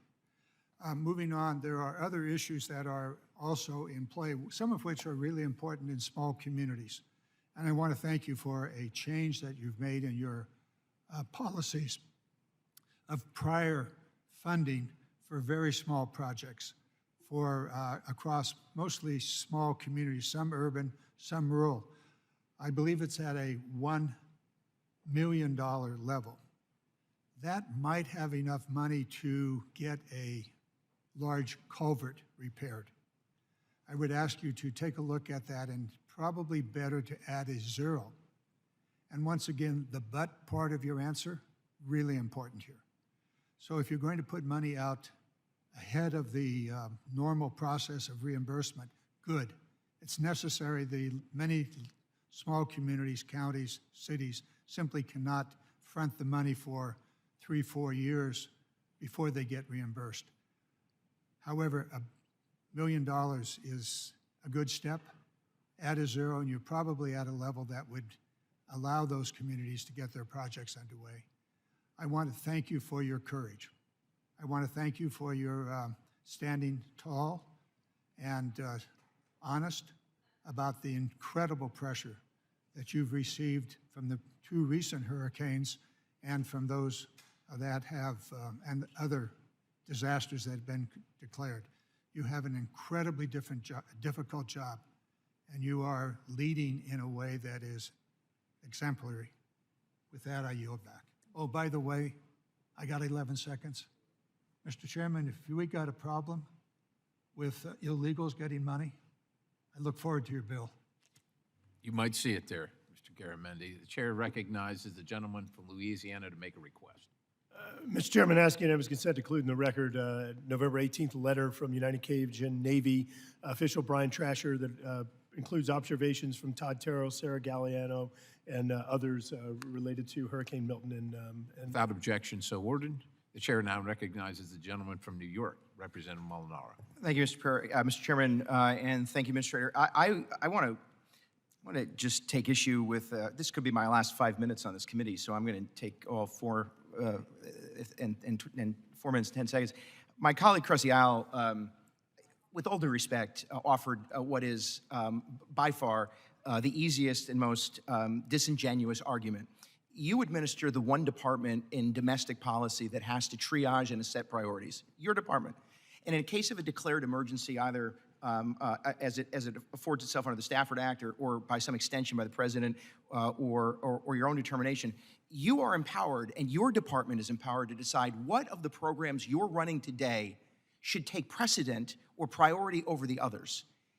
Yes, sure, we can pass a law that limits the shelter and services funding, that stops dollars to getting to illegal immigrants, but you have to make that decision every day. It's the only department in the federal government that empowers you to do so. My colleague, Mr. Graves, said somewhat earlier that you have to agree that it is absurd for Americans in the South, having now faced what is by far among the worst emergencies to befall our country, that they see those who are placed here, illegal immigrants placed here by their federal government. They see the not-for-profits you engage with handing out ease of access dollars while they have to struggle to get first to 750. I administered emergency response for 20 years at the county level.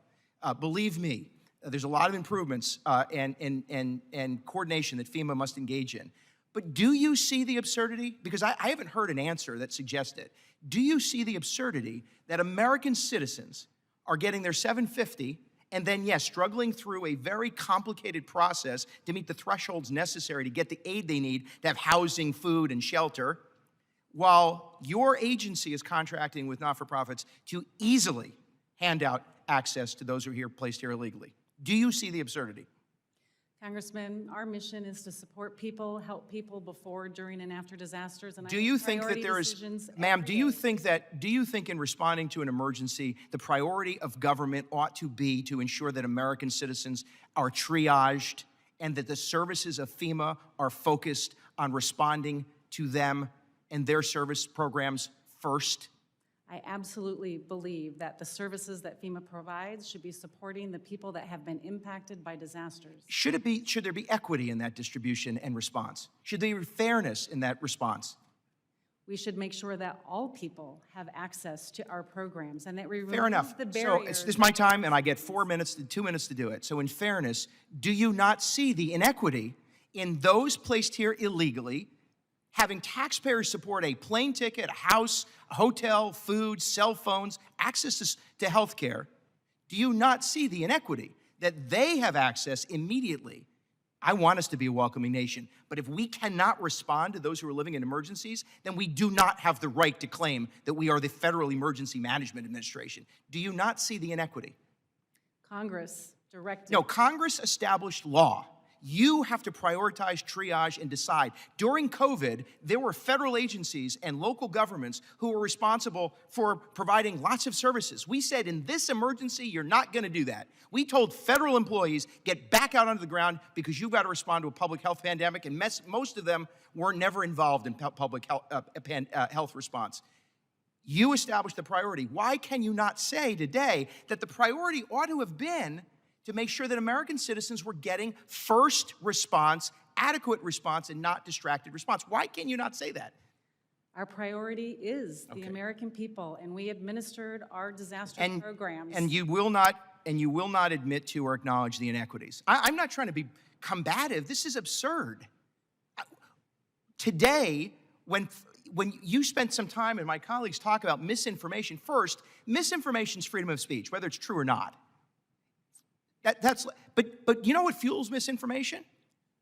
The inequity that FEMA has engaged in, because it allows for people to assume, whether true or not, a level of either incompetence, inefficiency, or lack of concern for those who are struggling the most when they see individuals enter this country illegally and then are transported here and receiving services. And you know that it is easier to access the shelter and services funding than it is to access disaster relief aid, housing assistance, small business aid. You know that it's more complicated. Doesn't that in and of itself fuel the misinformation? Congressman, we are administering that program as directed by Congress. You are not administering the program as directed by Congress. We establish the law, we establish the provisions, and we expect the person, whether it's the president or the administrator of FEMA, to decide what is and is not priority in response to emergency. And by that very measure, with all due respect, the agency has failed. And it has lost focus. My time is up. I yield back to the chairman. Chair thanks the gentleman. The chair now recognizes the gentlelady from Oregon, Representative Horton. Thank you, Mr. Chair, and thank you for being here today. A few things, you know, we have a lot of fires, ice storms, floods that have gotten more and more severe.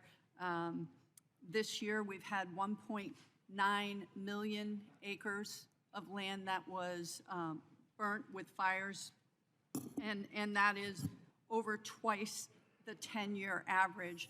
But as things are getting hotter and drier and climate is getting more extreme, some of my colleagues want to argue about why, but what I want to say is the fact of the matter is FEMA is set up for when natural disasters happen every once in a while, maybe every 6 months. And so you have a lot of temporary Staff Act employees. Is it true that 4/5 of your employees are in that temporary Stafford Act category?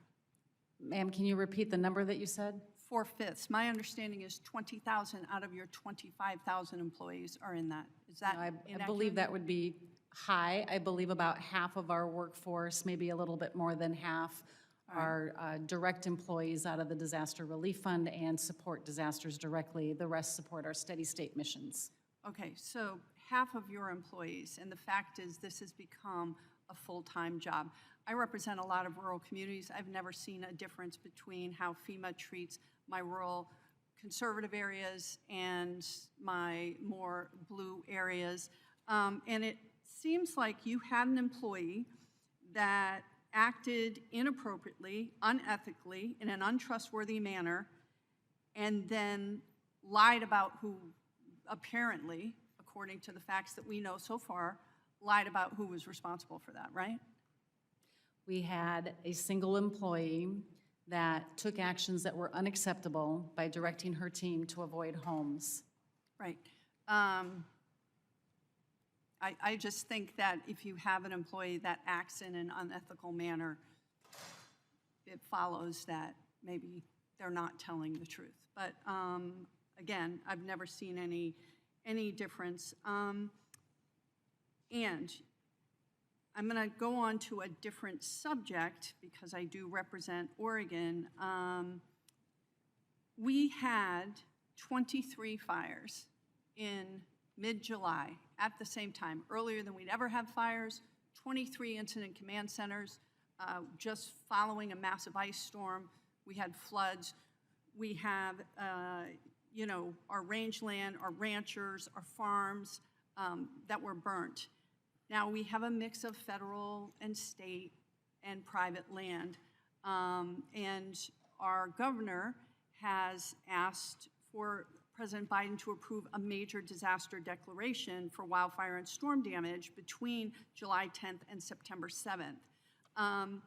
Our requests include public assistance for our 6 frontier counties, Gillum, Grant, Jefferson, Umatilla, Wasco, and Wheeler, hazard mitigation grant programs to support projects that reduce the impact of future disasters, and a state cost-sharing waiver waiving the state's cost for emergency work in response to this disaster. This has been the most expensive fire season ever, and what it seems like is FEMA is looking at each of these fires individually, when really what we would like to see is for all of these to be taken together, because that's how we had to manage it. So when can this, and if you have to get back to me, I understand, because this isn't a committee hearing on this, but when can the state reasonably expect a response to the disaster declaration request? We have our farmers and ranchers that are really, really struggling, have lost everything, and they really need this help. Congresswoman, we did receive that request from the governor, I believe, on October 21st. And I recognize and know how important this is to you. I will certainly go back and follow up with my team to see where it's at in the process, and we'll get back with your staff. Okay, and then the disaster declaration process often feels slow to affected communities, and we've had this again. Blue and red districts, and I do think that your agency has a giant job and doesn't necessarily always have the resources to do it. How can FEMA streamline the steps between the agency receiving a disaster declaration request and submitting a recommendation to the president? You know, the biggest thing that we see is really at the capacity of the state and local level, and whether or not they have the resources to be able to quickly and effectively determine the amount of damage and submit that paperwork. We've been increasing our support by putting what we call FEMA integration team members and embedding staff right with state offices so they can assist with that process. We have 10 regions and a regional administrator over each of them that have great relationships with the state directors and work very closely with them to help them understand what the steps are, where they need to go, and to work through and provide technical assistance as needed. We're over time. What I will say is these are cash-strapped rural counties that lost a lot of their economic engine when the timber industry crashed. And so they're doing the best they can, but what I would say is we really need to figure out how to get these answers quicker, and thank you for your response. Happy to work with you on that. Yep. Gentlelady yields. Chair now recognizes Representative Stauber. Thank you very much, Administrator. Thanks for being here today. And also thanks for your service in the Colorado National Guard. I appreciate that.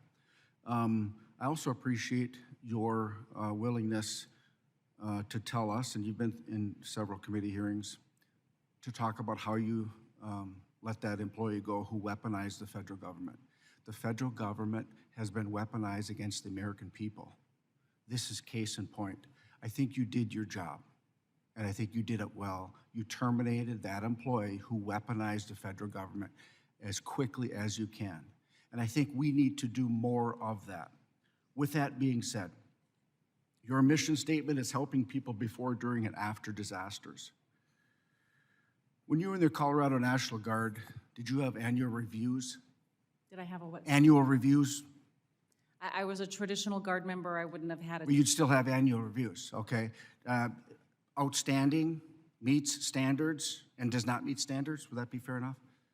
As I recall. Okay, so if you were in the Colorado National Guard and you were in charge of disasters in Colorado, and the tag said you're responsible, and there was a major disaster that the National Guard had to be brought out in Colorado, and it took 3 days for you to deploy, and 5 days to even get into some neighborhoods, would the tag say that's acceptable for you as the leader of the management team, emergency management team? Congressman, FEMA was on the ground before the disaster happened. So let me, we had 2 members of Congress that represent 778,000 people stood here or sat here just within the hour and said there were people that didn't even get responded to for 3 days, and some in a week.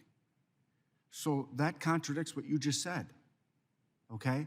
I'm asking you, if you were in Colorado, what would the tag do to you if you didn't respond for 3 days to the citizens of Colorado in a disaster?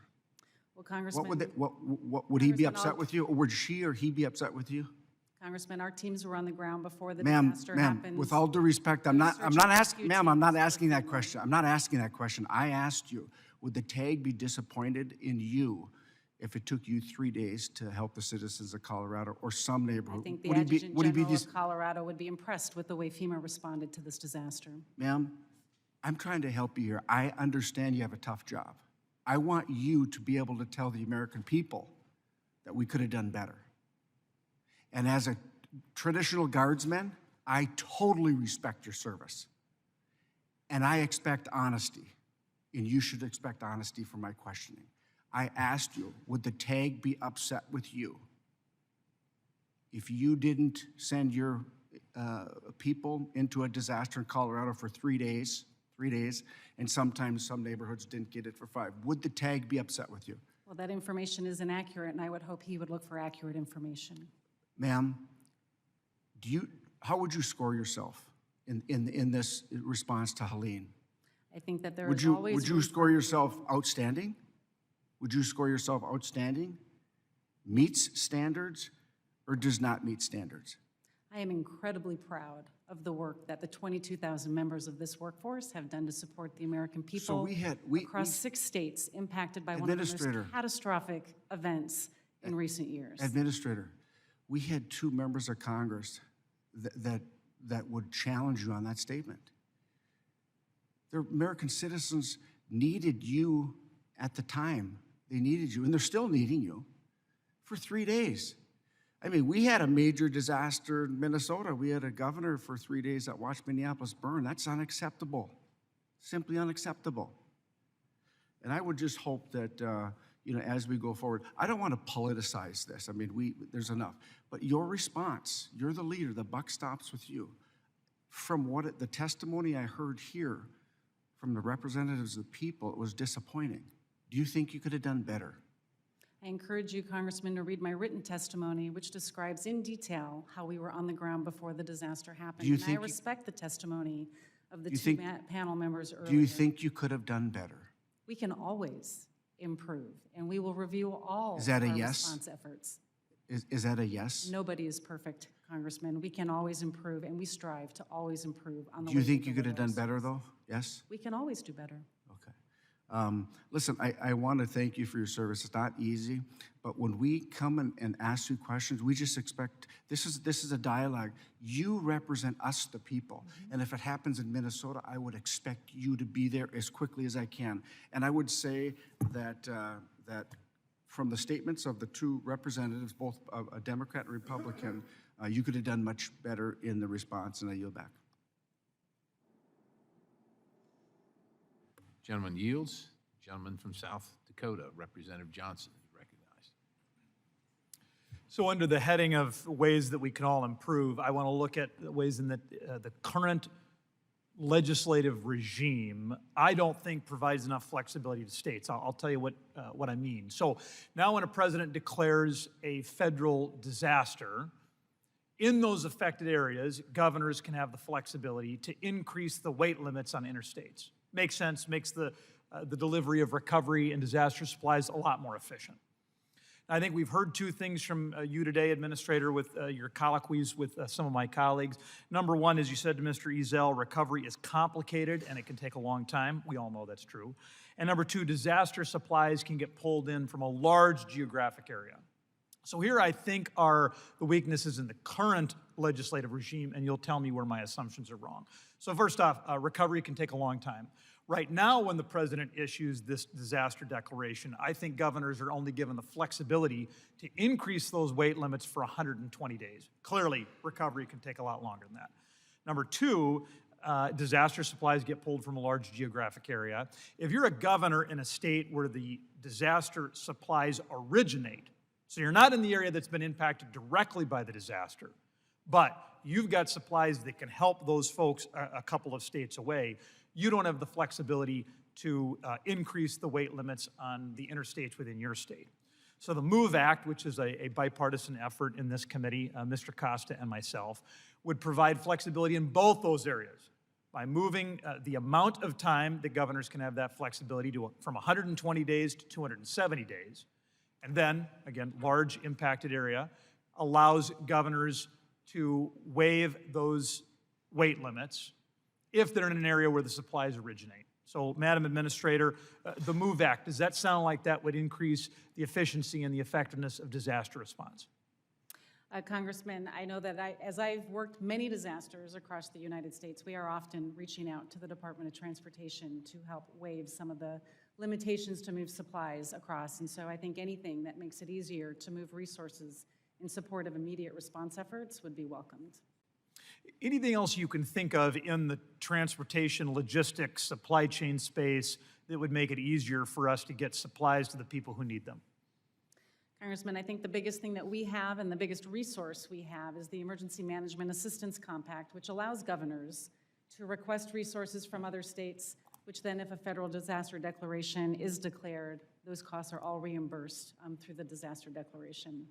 Those types of resources and tools to be able to share resources across states are the things that actually make a big difference in the speed and the delivery of governors being able to support their communities that were impacted. Yeah, I do think those aspects, as well as passage of the MOVE Act, would help with recovery efforts.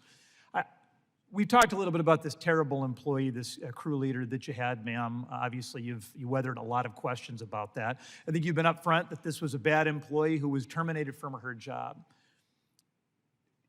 Is there a culture problem within FEMA? I mean, is this a one-off, or are there other employees who would, as Mr. Stauber said, would be interested in weaponizing government against citizens?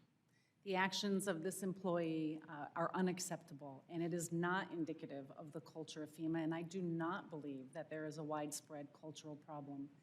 I have directed ongoing investigations, working with the IG, working with the Office of the Special Counsel, and if we find any other acts of similar behavior, we will take appropriate disciplinary measures. So what should Congress, what should this committee look for? I mean, we want to take you at your word. We want to believe that we don't have a culture problem within FEMA. What should we be looking for over the course of the next 3 months to validate your assertions? I think that you should look at the results that we come out with from ongoing investigations and the amount of assistance that we continue to provide in communities and the support during their recovery process. We will be with them throughout their recovery, helping them rebuild in a way that's going to make them more resilient against future disasters. Would an investigation from an inspector general or an ombudsman or some other third party help increase the confidence of this committee that your assertions are accurate? We are currently in conversations with the IG, and I would welcome an inspection from the IG. And as I stated to Chairman Perry earlier, I will personally request that investigation from the IG. Very good. Thank you. I yield back. Chair thanks the gentleman. The chair now recognizes Representative Webster from Florida. Thank you, Mr. Chairman. This question is on behalf of Lake County, one of the 4 counties I represent in Florida. It's critical for communities to know what is and what is not eligible for FEMA reimbursement. So they can plan accordingly for a natural disaster.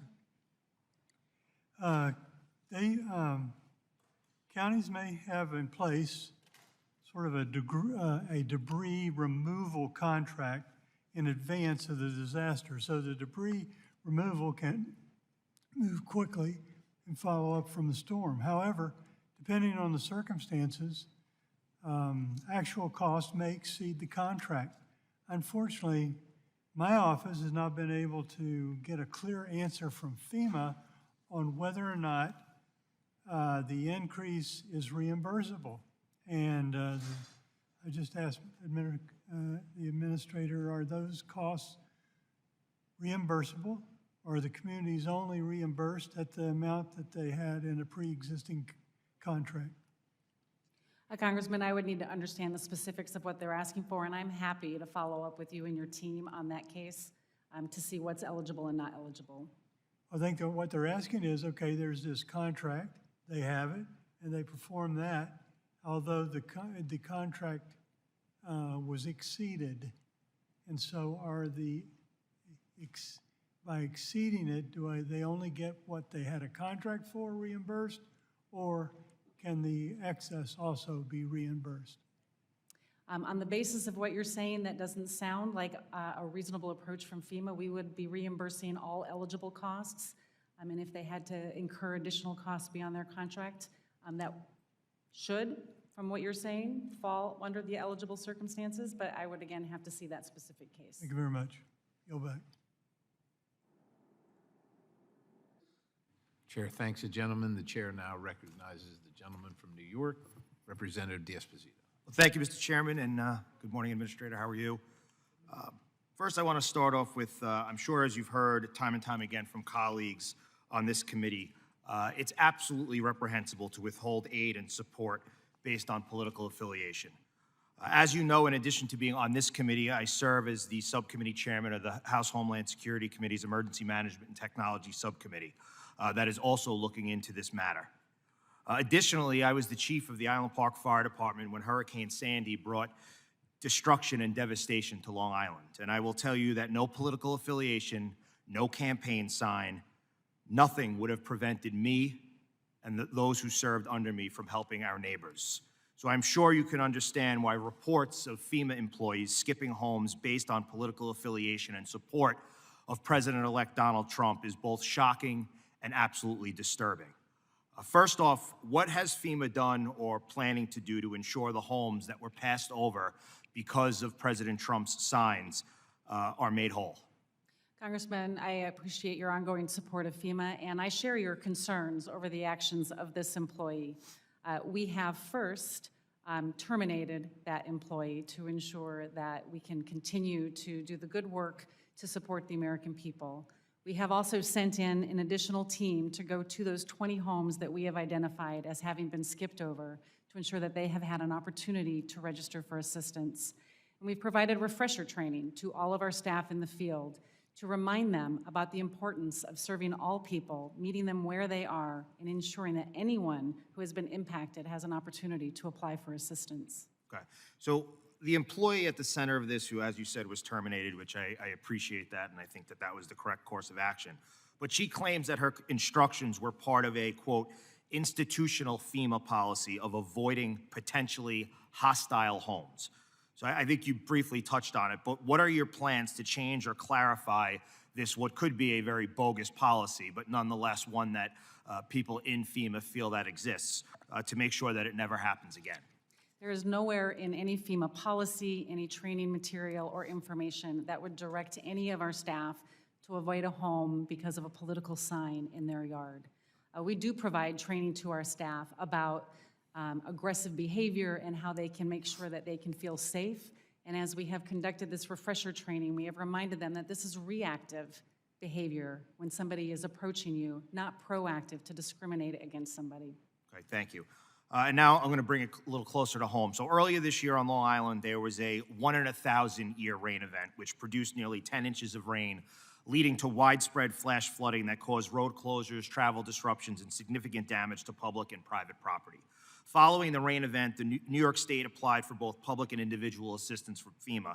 The state was successful in receiving a declaration for public assistance. However, individual assistance was just denied last week. And I know that this is an issue both my colleagues from Long Island, Mr. Lalota and Mr. Garbarino, are working on. But FEMA's public assistance program has defined the threshold of $37.5 million in damages for eligibility to New York State. However, according to the Division of Homeland Security and Emergency Services in New York State, determining eligibility for individual assistance is more complex and cannot be assessed as straightforwardly as the public assistance threshold. So first, is there a comparable threshold or specific dollar amount for uninsured damages that must be met for a disaster to qualify for individual assistance? Our individual assistance program does not use a very clear-cut guideline like that because we understand that the community impact could also be a consideration. And if a community has had such significant trauma to it, we wouldn't want an arbitrary line, an arbitrary number to prevent them from getting assistance. So We have flexibility within our authorities to understand the impact of a community, but also what the availability and the capacity is of the state or the local jurisdiction to support them. So we're going to be talking about this in the Homeland Subcommittee, but if you wouldn't mind, if you could have you and your staff, if you would be willing to provide more detailed information on how those thresholds for individual assistance are determined. I understand that it's sort of a cloudy area, but that would be able to help us on Long Island assist our neighbors and give them concrete answers as to what they're dealing with. I know that, again, Mr. LaLota and Mr. Garbarino are both dealing with a lot of phone calls, a lot of concerns, people that really don't know where to turn to next. And as we know, these storms were devastating, unexpected, which sometimes makes them even more devastating, and we just want to give them answers. So if you could provide a little bit further detailed information, we'd all appreciate it. We'd be Mr. happy Chairman, to do I that. yield back. Chairman, thanks. The gentleman, the chair now recognizes Representative Yakima. Thank you, Mr. Chairman, and thank you for being here, Administrator Criswell.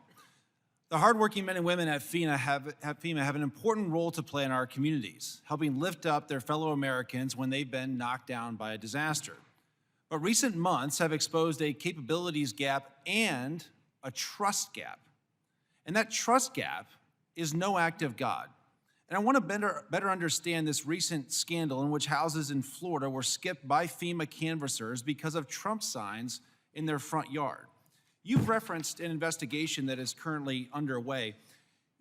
There have been concerns expressed that FEMA is deleting emails related to the employee's assertion that it was a directive from her supervisors to skip homes displaying signs supporting President Trump. Ms. Criswell, can you commit to us today that all FEMA records, including Teams messages, emails, and text messages, have been and will be preserved for this investigation? Congressman, all of our records are preserved, and I can commit to you that any requests that you make, we will make sure to send them to you. Thank you. You've been fairly consistent and insistent that this was one employee who acted alone, but are you able to guarantee that no one at FEMA headquarters gave verbal or written guidance in the wake of Hurricanes Helene and Milton that recommended skipping or that otherwise warned canvases about interacting with houses with Trump signs in their lawn? We are continuing to investigate the circumstances surrounding this, but I have been presented with no evidence at this point that there was anything beyond this one person's direction. And what steps will you take, because it sounds like you cannot at this point guarantee that that has not taken place. What steps are you taking at FEMA headquarters to ensure and guarantee us that no guidance was given from headquarters to skip over houses that were skip over houses that have Trump signs in the front yard? Again, we want to make sure that all people impacted by these disasters have the assistance that they're eligible for and that they deserve. We are continuing to conduct an investigation. Our Office of Professional Responsibility is currently working alongside the Office of the Inspector General, and we expect them to fully investigate the circumstances around this to ensure that this was only a single incident. And the employee at the center of this scandal hinted that a policy to skip houses with Trump signs may have also been in place in North Carolina as well. Are you able to guarantee that there was not a similar policy in North Carolina? Again, I have seen no evidence that shows that this was anything beyond this one person's specific instructions to her team. The number one goal under FEMA's strategic plan for 2022 through 2026 is what? What is the number one goal under your strategic plan? Equity as a foundation of emergency management. And for reference, what was the number one goal under the 2018 through 2022 strategic plan? I do not know that was before. To build a culture of preparedness. Does skipping houses with Trump signs advance equity, which is your number one strategic plan goal? Equity, as we look at it, is to make sure that we are reducing barriers for anybody that has a need to access our programs. And so we are ensuring that we are taking down barriers so all people impacted by disasters have access to the programs that they need and that they are eligible for. And equity, according to FEMA's own guidance, which, in the executive order signed by President Biden, executive order number 13985 defines equity as, quote, the consistent and systematic, fair, just, and impartial treatment of all individuals. Do you believe that the individuals with Trump signs in their front yard were treated fairly and impartially? They were not, which is why we terminated her. Thank you. And I'd like to yield the balance of my time to the chairman, Mr. Perry. Oh, well, the chair thanks the gentleman. Administrator, you're in support of the supplemental request. You're in support of that, right? And you would kind of agree with the assertion that you don't have the staffing necessary to complete your mission in one form or another. That I don't have the staffing? You don't have personnel. I have the staffing and personnel to complete our mission. You I do. need funding to continue to support You need reimbursing. the funding. Okay. So let me ask you this. You figure out your strategic plan, and it seems to me that your strategic plan bumped your core mission of helping people before, during, and after disasters. Can you explain? I mean, you sent, I think, is it 2 people to Azerbaijan? I don't know how far Azerbaijan is, but your organization sent, as I understand, is it more than 2 people or just 2 people to the, as it's stated, the Solidarity for a Green World Conference of the Parties to the United Nations Framework Convention on Climate Change, COP probably 24 or 25 or whatever the heck it is. 2 people? How many? COP 29, I believe we sent 2 people. 2 people. What? Who approves that? I do. You approve that. So can you provide the committee the details on how much that cost, how much their stay was, and how that, look, people here talk about disinformation. One of the biggest portions of disinformation that I consistently see is that disasters are more frequent. They're more devastating. Simply, the data doesn't support any of that, and it's all, and allegedly that's all caused by us. And no data supports that either, yet that's made. Those assertions are made, and one of those assertions is, of course, about climate change itself, and of course, you're sending your staff, which apparently you have enough of, but you don't have enough money, but you're paying, so we'd like to know how much all that costs to send them to Azerbaijan. With that, the chair now recognizes the gentleman from New Jersey, Mr. Representative Van Drew. Chairman, thank you. Administrator, you seem like a really nice person, and you have a very nice personality, and you seem calm and gentle. So I'm going to apologize in advance because I'm angry and I'm tired of it. I don't only sit on transportation. I sit on judiciary, and, you know, I've been at hearings for hours where we were told that there wasn't any plan to go into Roman Catholic churches, and I'm digressing, I realize that, and yet we found out there was, and they had to apologize. We were told that nobody was going to school board meetings because people were reflecting their individual opinions, and again, over time, we dug in and found out there was. There is a culture in America that this issue represents and symbolizes. Now, I'm a plain speaker, I'm a plain talker, and I'm very direct. So I'm going to ask you some things. I know you've talked about it, but the reason we keep going back to it, Administrator, it's a really big deal. It's the First Amendment that people have the right to express their viewpoint, their feelings, who they want to vote for, what they believe, whether they're liberal or conservative, Republican or Democrat, Trump or Harris, who cares? Because guess what? The folks on the other side of the aisle should know if it happened to us, it could happen to them. That's the reality. And I believe that FEMA's blatantly neglected its core mission of providing emergency support to all Americans without prejudice or bias. And I also believe this doesn't happen in a vacuum. And I understand the person who's been fired, she swears that this came from above her. So the first question I'm going to ask you, that this was part of the administration. Is she a liar? Her allegations, I have not seen any evidence that this is beyond her specific direction, but we are conducting additional investigations to ensure that this is an isolated incident. So the truth and that is we will take disciplinary action if there was more than her direction. The truth is we don't know yet. It's the culture. It's the culture of what's going on. And you know, part of what they said, this individual, they called Trump supporters, and I know I know your answer is going to be, no to this, as, quote, vicious dogs, end quote. I want to just say how deep and mean this was.